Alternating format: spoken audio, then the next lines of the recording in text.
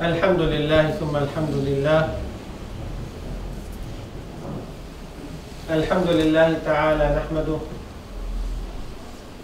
ونستعينه ونستهديه ونستغفره ونعوذ بالله تعالى من شرور أنفسنا ومن سيئات أعمالنا. يا ربنا لك الحمد كما ينبغي لجلال وجهك ولعظيم سلطانك.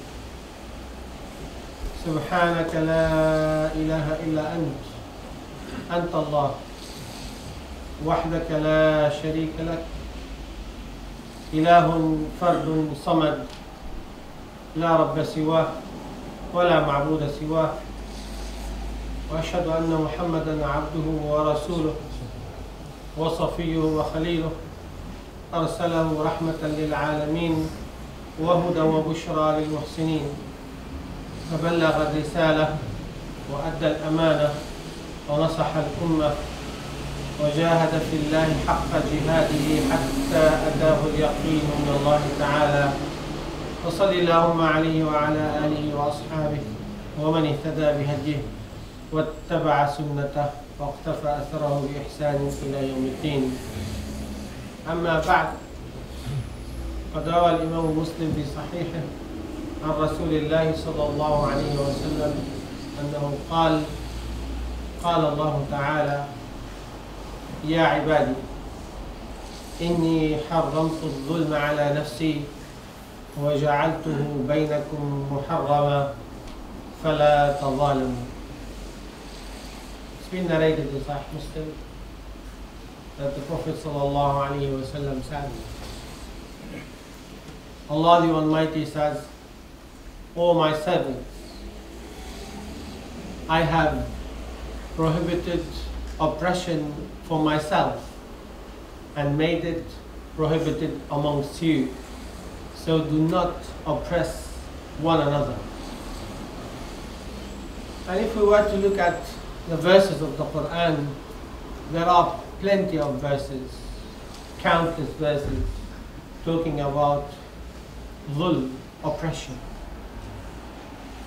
And many verses as well talking about oppressors, in particular around 97 verses talking about the oppressors, al-zalimun or al-zalimin, whatever sigha we have in Arabic. But there's something very special when I was reading the Quran. Only in one surah Allah subhanahu wa ta'ala has mentioned al-mustad'afin, the helpless people. Only in one surah. And he mentioned it 3 times. In Surah An-Nisa, Allah mentioned al-mustad'afin 3 times. And you won't find this in any other surah. So the word al-mustad'afin, you were to search in the Quran, you won't find al-mustad'afin but in Surah An-Nisa. 3 times Allah has mentioned al-mustad'afin, the helpless people. Of course, the word al-mustad'af derived from da'f, which is usually the root of any word. In the Arabic dictionary, we refer the words to its roots. So the majority of the Arabic words derives from thulathi, 3 letters, and then 4, and then 5, rarely you find 6 as original letters. Let's forget about suffixes and other stuff, talking about original letters. So the original letters of many words in the Arabic, the majority refers to 3 letters. So and one of it is al-mustad'afin. So al-mustad'afin goes back to da'f. So dad and ayn and fa. Da'f, which is weakness. And the whole meaning is around this. Allah Azza wa Jal stated in the Quran, خَلَقَكُم مِّن ضَعْفٍ. He created you from da'f, from weakness. وَخُلِقَ الْإِنسَانُ ضَعِيفًا. And the human has been created weak. Because of his desires, because of his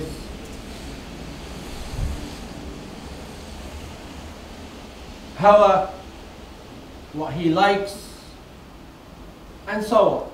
So this is mainly the weakness points in us as humans. It's not only talking about the physical weakness, although we have plenty of that. But it's the weakness in the character, it's the weakness in the heart, it's the weakness in your manners, and so on. This is what really matters. So Allah subhanahu wa ta'ala, He revealed the message for the prophets since Adam till our Prophet Muhammad alayhi salatu wasalam, to keep humanity in justice, to deliver justice, to deal with one another in justice and fairness.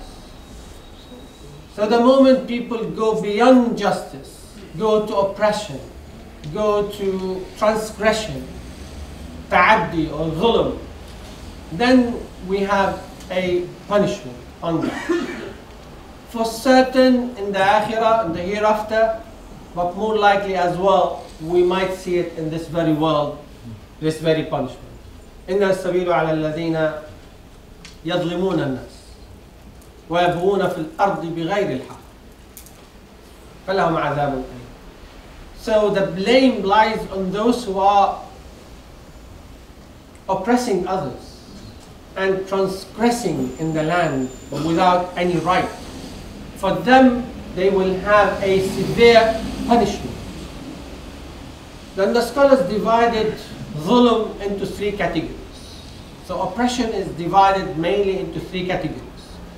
Number one is between us and Allah Azza wa Jalla, which we call shirk. So when we associate with Allah, God forbid, a partner, then this is zulm, classified in Sharia. إِنَّ الشِّرْكَ لَظُلْمٌ عَظِيمٌ. In fact, association is a huge wrongdoing, zulm. So this is category number one. And this is the highest level of kaba'ir, the biggest sin. Category number two, the scholars said zulm, number two is between people, amongst themselves. Going beyond the limits, wrongdoing, to wrong somebody, to take his money, to insult him, to beat him up, to whatever. So different categories as well on the oppressing one another. So for that, there are plenty of verses mentioning the punishment for going beyond the limits and committing aggression against one another. And category number three, it's between you and yourself. وَمِنْهُمْ ظَالِمٌ لِنَفْسِهِ, as Allah stated in the Quran. And amongst them, those who have committed wrongdoing to themselves. He's not oppressing anyone, he's not committing any shirk, but he's just committing something wrong against himself.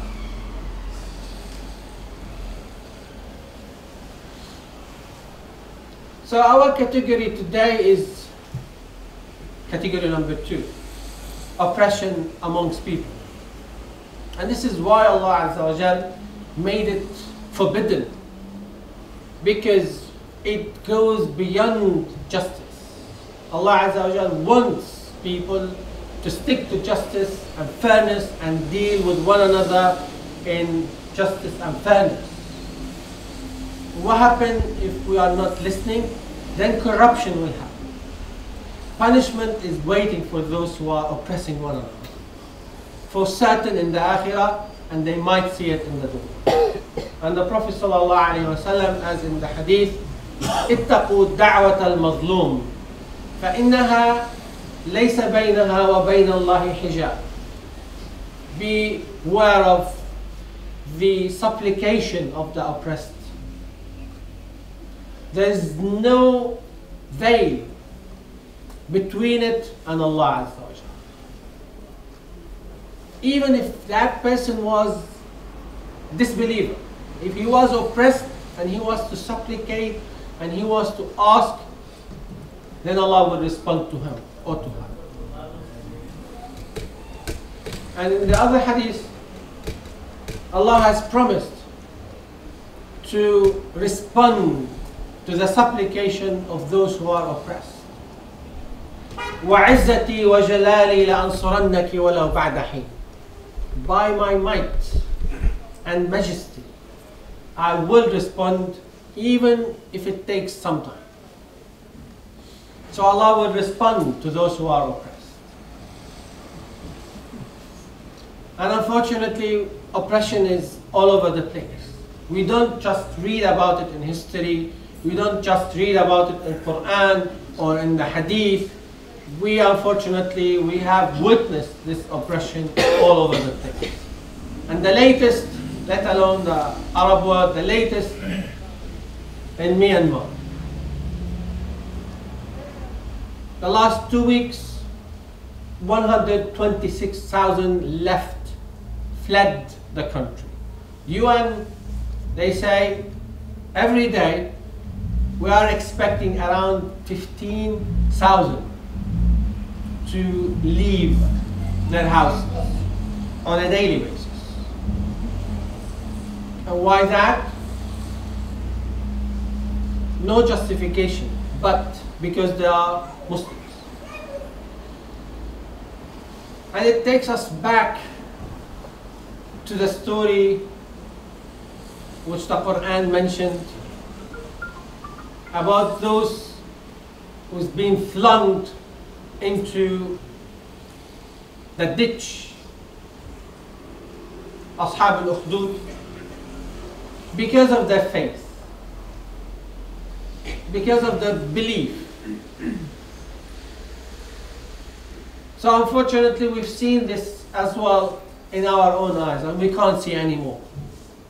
And to be honest with you, sometimes, probably many times, I won't see the news when they put some graphics or images, and I have to skip it. It's too much, starting from Palestine, Syria, Iraq, and we lost count now. Yemen, you name it, and now Myanmar.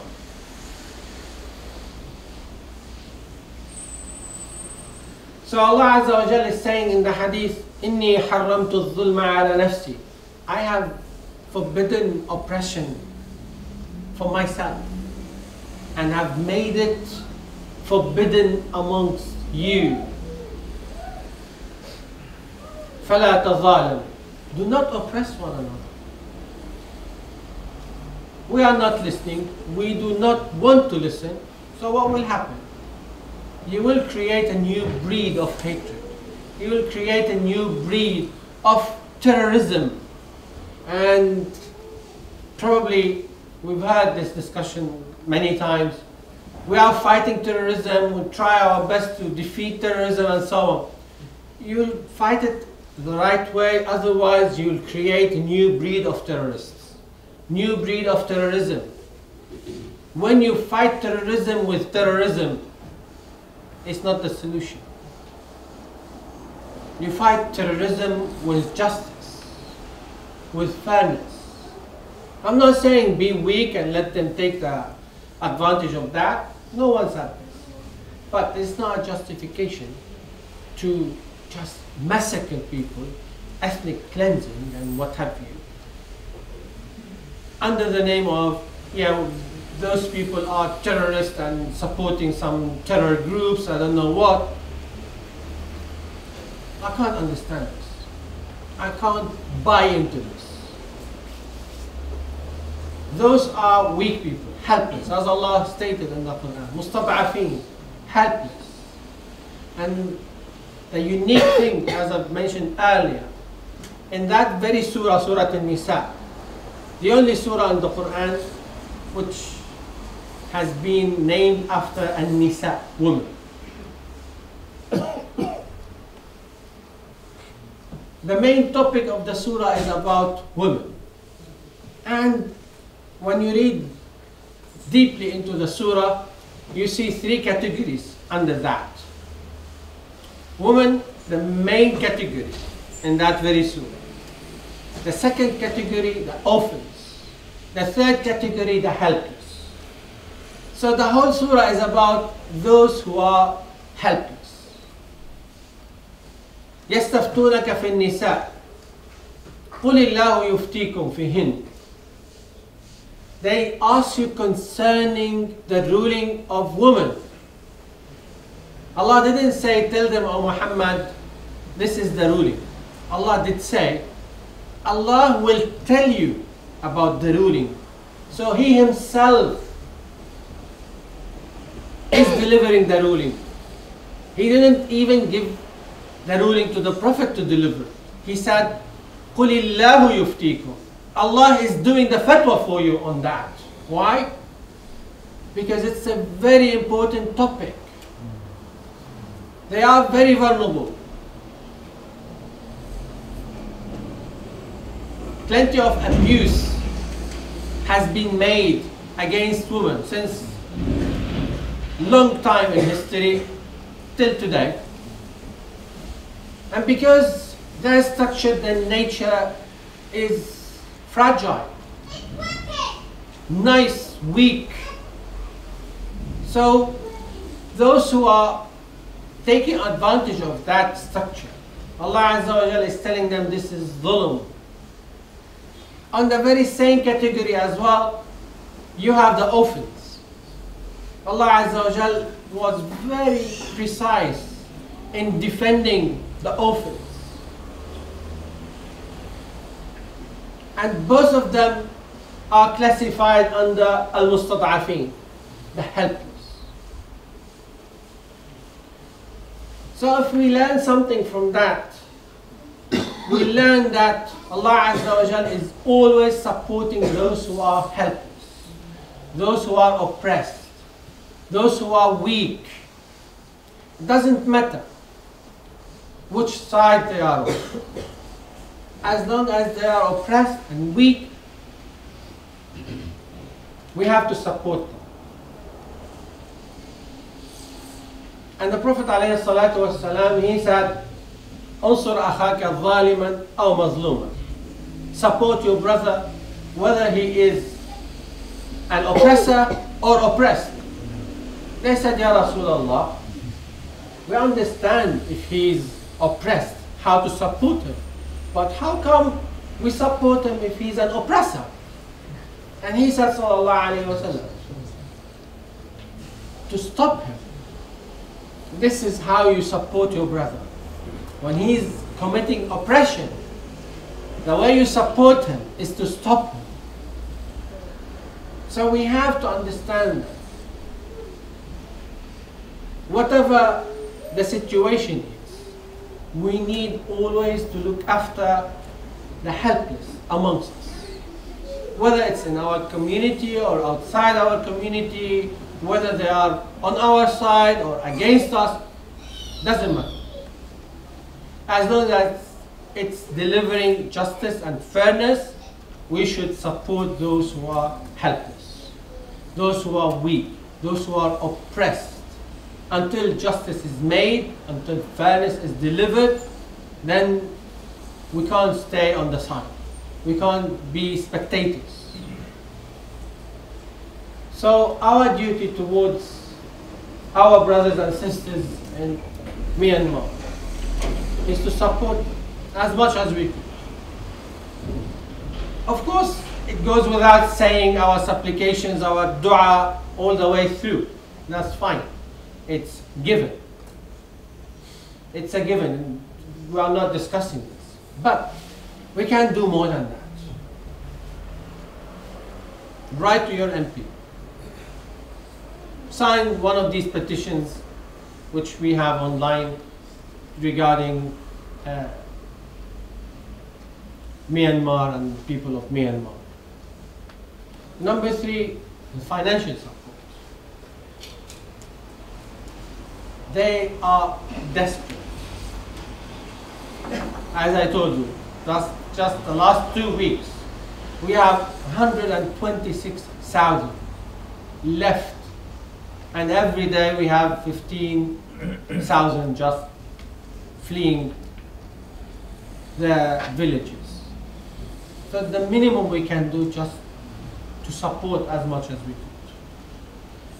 And Allah subhanahu wa ta'ala will support us as long as we support one another. الله في عون العبد ما كان العبد في عون أخيه. أقول قولي هذا وأستغفر الله العظيم. الحمد لله وكفى والصلاة والسلام على النبي المصطفى وعلى آله وصحبه ومن بعهده وفى. Our Prophet sallallahu alaihi wasallam,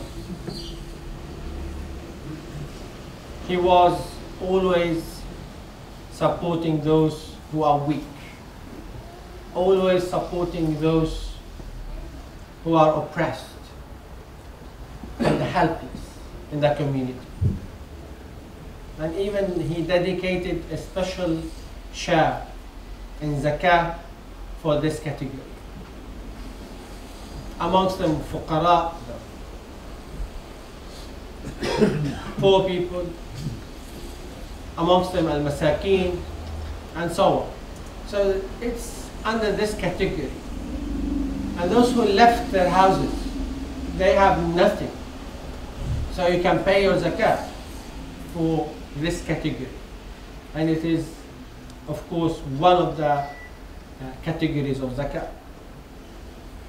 And the Prophet ﷺ as well, he encouraged people to defend the helpless, mustad'afin, be it orphans or women. And these are the most vulnerable categories in the community. And this is where we have the focus. In any attack, you see the main focus. Do we have any fatalities or casualties amongst children, amongst women, amongst... This is usually the main focus. Why? Because the helpless. Those are the helpless. And Allah Azza wa Jal delivered the ruling on the helpless himself. قُلِ اللَّهُ يُفْتِيكُمْ. So Allah is delivering this himself because of the importance of the helpless amongst us. It goes without saying, we have a big respect for those, to a certain extent anyway, to those who are rich, to those who are strong, to those who are in the position of authority and so on. But the neglected area usually are those the helpless. No one cares about them, no one look after them. They are not usually on the top list, if they were on the list even sometimes. So this is why Allah is bringing this category back to the very forefront and say, look, you have to treat people equally. You have to support them. You have to be with them. So we ask Allah Azza wa Jal to enable us to apply the Quran and the Sunnah in our life, and to be amongst those who are defending the helpless, supporting the helpless, and protecting the helpless as much as we could. Allahumma ya Rabbi ya Rahman, ya Badi'a as-samawati wal-ard, ya Dhal Jalali wal-Ikram. Allahumma kun ma'a ikhwanina fi Myanmar. Allahumma kun ma'a ikhwanina fi Myanmar. Allahumma adfa' al-bala'a anhum ya Rabbal alamin. Allahumma ihfazhum bihifdhik. اللهم احفظهم بحفظك. اللهم احفظهم بحفظك. اللهم إنا نسألك أن تفرج عنهم فرجا عاجلا غير آجل. اللهم فرج عنهم فرجا عاجلا غير آجل. اللهم كن مع المستضعفين في كل مكان يا رب العالمين. كن مع أخواننا في فلسطين وسوريا والعراق. كن مع أخواننا في اليمن. كن مع أخواننا في نيجيريا.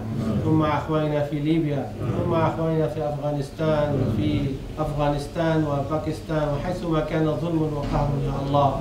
اللهم يا حي يا قيوم فرج عن أمة محمد صلى الله عليه وسلم فرجا عاجلا غير آجل. اللهم فرجا عاجلا غير آجل. اللهم فرجا عاجلا غير آجل. اغفر لنا ولوالدينا ولمن علمنا ولمن له حق علينا ولمن أوصانا بالدعاء ولمن أحسن إلينا ولمن أسأنا إليه. وصلي وسلم وبارك على سيدنا محمد وآله وصحبه أجمعين. عباد الله، إن الله يأمر بالعدل والإحسان وإيتاء ذي القربى وينهى عن الفحشاء والمنكر والبغي يعظكم لعلكم تذكرون.